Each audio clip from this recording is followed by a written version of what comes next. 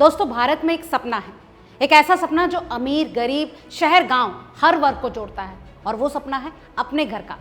लेकिन क्या आपने कभी सोचा है कि ये सपना हमारे फाइनेंशियल फ्यूचर को बना रहा है या कहीं ना कहीं हमें एक बहुत बड़े जोखिम की तरफ भी धकेल रहा है?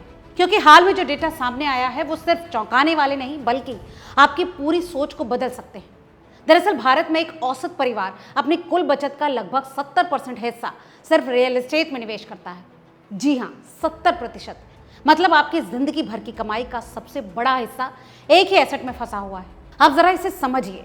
एक तरफ है बैंक, एफडी, गोल्ड, शेयर बाजार, म्यूचुअल फंड्स, और दूसरी तरफ अकेले रियल एस्टेट, और वो भी इतना बड़ा हिस्सा कि बाकी सारे निवेश मिलकर भी उसके सामने छोटे नजर आते हैं। अब सवाल यह है कि क्या ये समझदारी है या फिर एक फाइनेंशियल जाल?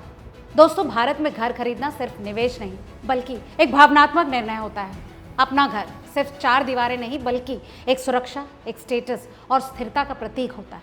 लेकिन यही इमोशन कई बार सबसे बड़ी गलती भी बन जाते हैं, क्योंकि जब हम इमोशंस में आकर निवेश करते हैं तो लॉजिक पीछे छूट जाता है। अब इस 70% के पीछे की कहानी को भी समझिए। पहली वजह है सुरक्षा का भ्रम। हमें लगता है कि जमीन और घर कभी नहीं डूबते। दूसरी वजह है इसका टेंजिबल एसेट होना, जिसे हम देख सकते हैं, छू सकते हैं। और तीसरी बड़ी वजह है सोशल प्रेशर।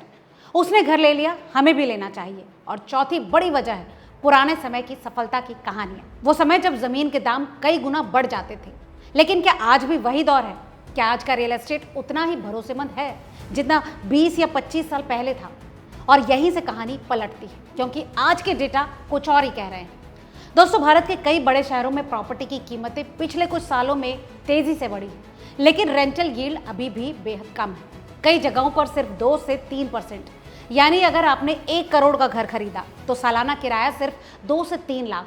और वहीं अगर वही पैसा आप म्यूचुअल फंड या फिर इक्विटी में लगाते हैं तो लॉन्ग टर्म में 10 से 12% तक का रिटर्न संभव है। तो क्या हम रिटर्न के मामले में पीछे रह रहे हैं?